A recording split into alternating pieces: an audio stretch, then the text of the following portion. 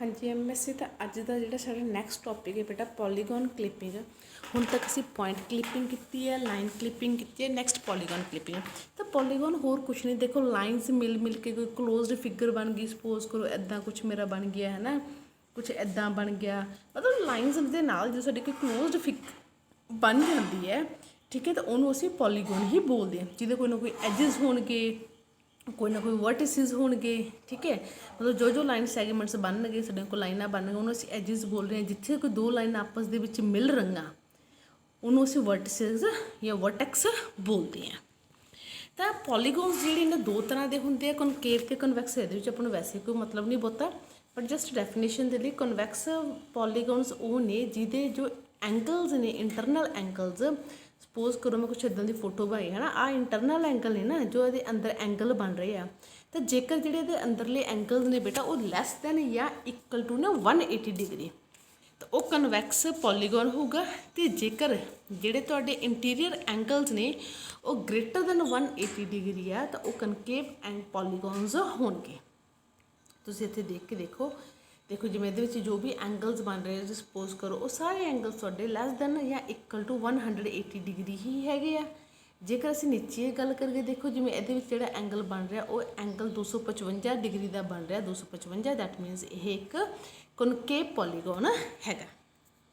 इस तो बिना भी होर बहुत सारी तरह दी हुई है थ्योरी, बट अपन वो थ्योरी इन्नी मतलब नहीं है, तो जस्ट इन्नी चीज़ ध्यान रखो कि कन्वैक्स ते कनकेव पॉलीगॉन्स किहड़े ने। हुण जिहड़ी असीं इस तों पहलां लाइन क्लिपिंग एल्गोरिदम कर चुके हैं, वो लाइन क्लिपिंग एल्गोरिदम्स नूं यूज़ करके असीं पॉलीगॉन्स नूं क्लिप नहीं कर सकते, ठीक है। कि सपोज करो पुत्त मेरा एक पॉलीगॉन है, ठीक है, मैं किमें डिसाइड करा कि आ पॉलीगॉन के विचों मेरा कितना बाउंड्री दे विच आ रहा है, कितना नहीं आ रहा है मेरा बाउंड्री दे विच, है ना, तो मेरा पॉलीगॉन कुछ इदा बनना चाहिए क्लिपिंग तो बाद, वो किमें डिसाइड हो, ਉਹਦੇ ਲਈ लाइन एल्गोरिदम तो काम नहीं करूगी, तो वो असीं क्लिपिंग दी एल्गोरिदम्स यूज़ करांगे। तो क्लिपिंग दी एल्गोरिदम्स नूं यूज़ करके ही पॉलीगॉन नूं क्लिप करना। तो ये लिए दो एल्गोरिदम्स आपां करांगे बेटा। सब तो पहले है सदरलैंड हॉजमैन दी पॉलीगॉन क्लिपिंग एल्गोरिदम, जिहदी डेफिनेशन की सदरलैंड ते हॉजमैन ने 1974 ਦੇ ਵਿੱਚ ਦਿੱਤੀ ਸੀ। ਤੇ ਇਸ ਐਲਗੋਰਿਦਮ ਨੂੰ ਯੂਜ਼ ਕਰਕੇ ਅਸੀਂ ਕਿਹੜੇ ਪਾਰਟਸ ਵਿਜ਼ੀਬਲ ਨੇ ਵਿੰਡੋ 'ਚ ਤੇ ਕਿਹੜੇ ਆਊਟਸਾਈਡ ਨੇ, ਇਹ ਅਸੀਂ ਡਿਸਾਈਡ ਕਰਨਾ। ਤੇ ਇਹੀ ਹੁੰਦੀ ਹੈ ਸਾਡੀ ਪੋਲੀਗੋਨ ਦੀ ਕਲਿੱਪਿੰਗ।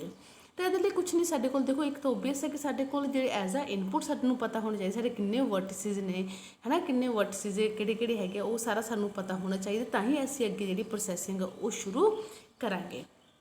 तो ये की है, तुसीं जो पॉलीगॉन की क्लिपिंग करोगे, पॉलीगॉन नूं पहला लैफ्ट बाउंड्री अकॉर्डिंग, सिर्फ लैफ्ट बाउंड्री अकॉर्डिंग चैक करोगे, मतलब मेरी देखो आ मेरी विंडो है बेटा, बट एक बार मैं पॉलीगॉन सिर्फ लैफ्ट अकॉर्डिंग चैक करूँगी, एक बार मैं सिर्फ राइट अकॉर्डिंग चैक करूँगी, तीजे नंबर पर बॉटम अकॉर्डिंग, चौथे नंबर पर राइट अकॉर्डिंग। ये आप जब करांगे एग्जाम्पल ज़्यादा क्लीयर हो जाओ, ठीक है। तो ये हर बार की करना, इनपुट वर्टिसिस लैके कुछ ना कुछ असीं नवें आउटपुट वर्टिक्स प्रोड्यूस करी जावांगे। उसी आउटपुट नूं अगली दे लई जिवें लैफ्ट वाले ने जो काम किया, तो उन्हें जिहड़े वर्टिसिस की list as a output produce की सी, उन्हां नूं ही आपां अगले नूं, अगला मतलब राइट क्लिपिंग वाले नूं एज अ इनपुट पास कर देंगे।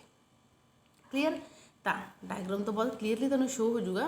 देखो पहला लैफ्ट क्लिपिंग करांगे, दैन राइट क्लिपिंग होगी, दैन बॉटम, दैन टॉप। तो इस बाद तुहाडे कोल फाइनल जिहड़ी तुहाडी वर्टेक्स की लिस्ट है वो बन के आ जाऊगी। जिवें एग्जाम्पल दे विच शो किया, असी आ साडा कोई ओरिजिनल सी बेटा, जो असीं क्लिपिंग करनी शुरू की, तो मैं क्या शुरू दे विच आपां सिर्फ लैफ्ट साइड तो क्लिपिंग करनी है, तो असीं सिर्फ लैफ्ट क्लिपिंग की। उदों बाद असीं कीती राइट क्लिपिंग, उस तो बाद असीं कर रहे हैं बॉटम तो क्लिपिंग, तो उस तो बाद की है टॉप की क्लिपिंग। तो देखो साडे कोल कुछ इदां दा पॉलीगॉन बन के आ गया। क्लीयर? हुण इहदे अकॉर्डिंग भी बेटा चारों बाउंड्रीज अकॉर्डिंग तो असीं देख लिया। तो इहदे अकॉर्डिंग हम चार केसिस बन गए। पहला केस बन गया कि जे तुहाडा आउट तो इन है, आउट तो इन मतलब कि चलो मैं लैफ्ट तो चलना शुरू किया, मैं इस वर्टेक्स तो शुरू किया, आ जिहड़ा मेरा एज है बेटा ये ऐ जा रहा ना, लैफ्ट तो देखिए तो आप आउट तो इन ही हो रहे हैं असी, ठीक है। फिर ये जिहड़ा हैगा इन इन्ना लैफ्ट अकॉर्डिंग देखना कला तुसीं, ये इन इन्ना आ भी इन इन्ना आ देखिए, तो इन तो आउट जा रहे हैं असी एक साइड तो चलना शुरू करांगे, जिवें जिवें शेप चली जाऊगी तुहाडे पॉलीगॉन्स दी, असी उस अकॉर्डिंग चाहिए जाना। ओके, तो देखो पहला केस बनू बेटा, जे तुहाडे जिहड़े वर्टेक्स ने, स्टार्टिंग वर्टेक्स आउटसाइड सी ते एंड वाला वर्टेक्स इनसाइड सी, तो कॉमन असीं आउट तो इन कहांगे, असीं आउट तो इन नूं आ रहे हैं ना, ਇਨ ਇਨ ਉਦੋਂ ਹੋ ਜੇ ਸਟਾਰਟਿੰਗ ਵਰਟੈਕਸ ਵੀ ਤੇ ਐਂਡਿੰਗ ਵਰਟੈਕਸ ਵੀ ਦੋਨੇ ਬਾਉਂਡਰੀ ਦੇ ਵਿੱਚ ਹੈਗੇ।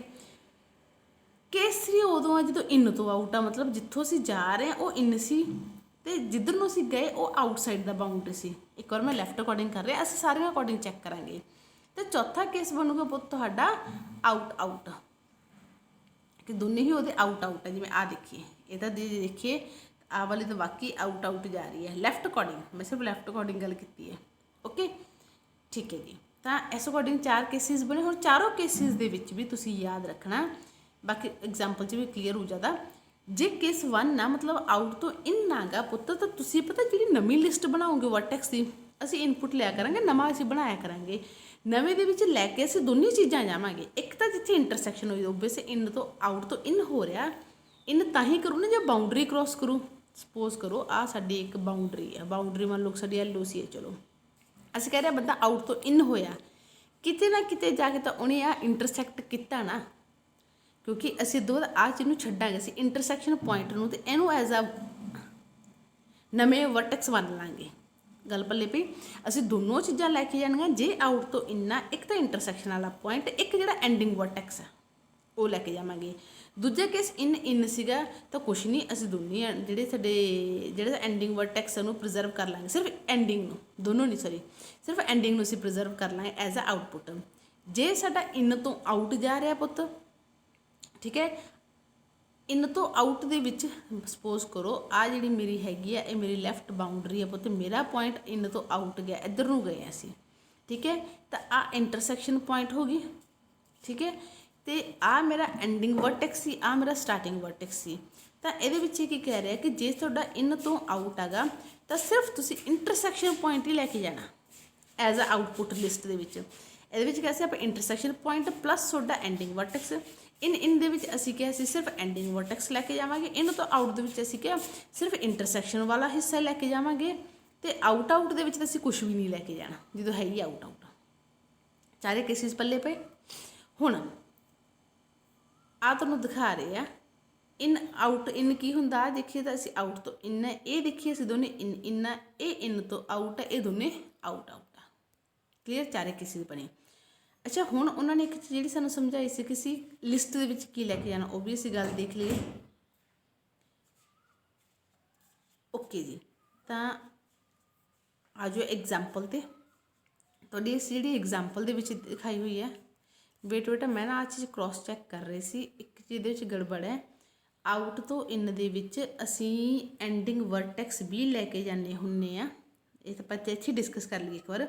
ਕੇਸ ਫਸਟ ਜਿਹੜਾ ਸਾਡਾ ਸੀ ਉਹ ਆਊਟ ਤੋਂ ਇਨ ਸੀ, ਜਿਵੇਂ ਇਹ ਹੈਗਾ। ਤੇ ਉਹਦੇ ਵਿੱਚ ਮੈਂ ਤੁਹਾਨੂੰ ਕਿਹਾ ਸੀ ਇੰਟਰਸੈਕਸ਼ਨ ਪੁਆਇੰਟ ਨੂੰ ਵੀ ਤੇ ਐਂਡਿੰਗ ਪੁਆਇੰਟ ਨੂੰ ਦੋਨਾਂ ਨੂੰ ਲੈ ਕੇ ਚੱਲਾਂਗੇ। ਇੱਥੇ ਸਿਰਫ ਇੰਟਰਸੈਕਸ਼ਨ ਨੂੰ ਲੈ ਕੇ ਚੱਲ ਰਿਹਾ, ਗਲਤ ਆ। ਅਸੀਂ V'1 ਤੇ V2 ਦੋਨੇ ਹੀ ਲੈ ਕੇ ਜਾਵਾਂਗੇ ਨਵੀਂ ਲਿਸਟ ਦੇ ਵਿੱਚ।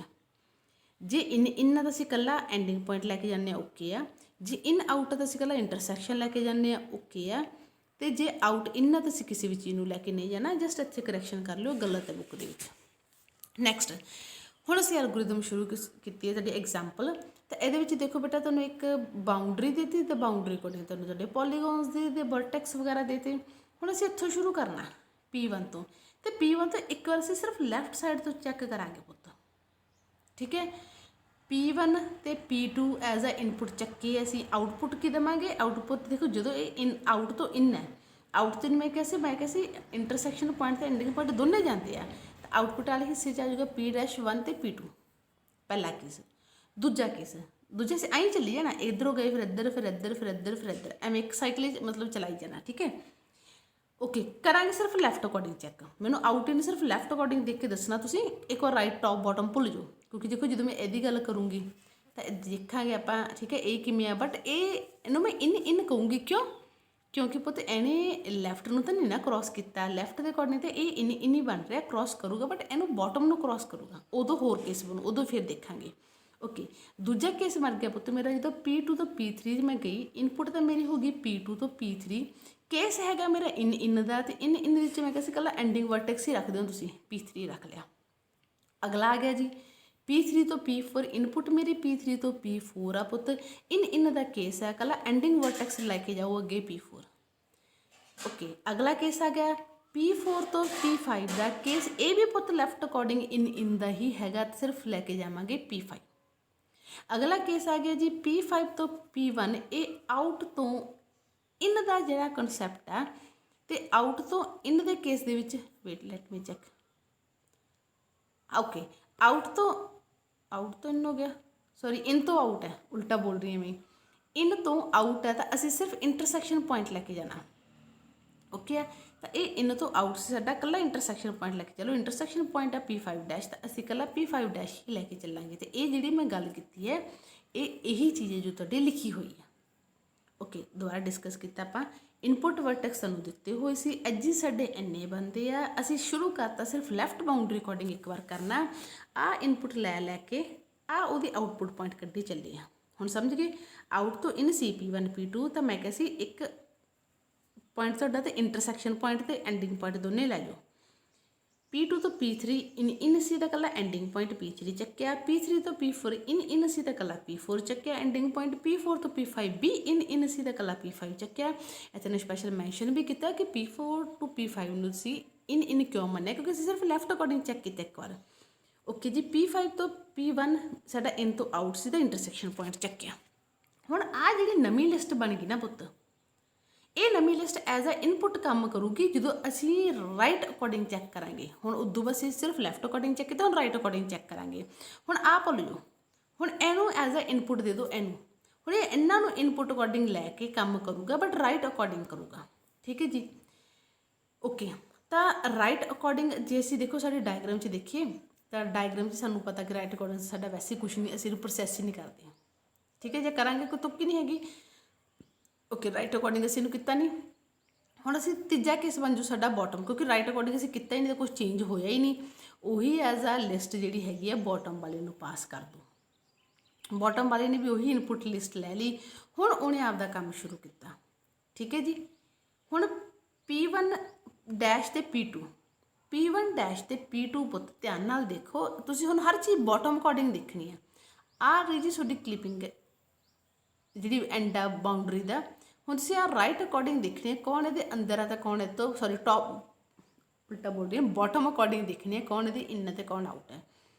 P1 ਤੋਂ P ਡੈਸ਼ ਦੀ ਗੱਲ ਕਰੀਏ ਪੁੱਤ ਇਨ ਹੀ ਹੈ, P2 ਤੋਂ P3 ਵੀ ਇਨ ਹੈ, P3 ਤੋਂ P4 ਵੀ ਇਨ ਹੀ ਬਣ ਰਿਹਾ ਹੈ ਨਾ।